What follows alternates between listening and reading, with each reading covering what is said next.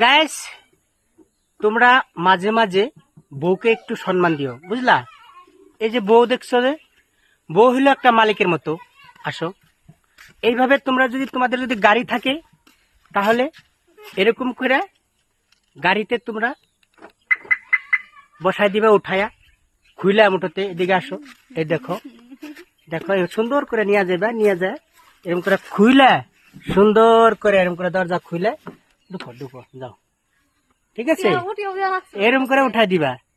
কারণ কারণ বউ যদি দরজা ডেলি এরকম করে খুলে না, তাহলে মাত্র 1.5 মাস বা 2 মাস চলবো, জানোই তো।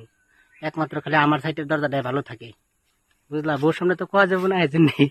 তার মানে কাহিনীটা হয়েছে, যে জোরে দরজা লাগায় ভাই, কলজেরা ফাইটা জায়গা, পয়সা দিয়ে কিনছি রে ভাই গাড়ি।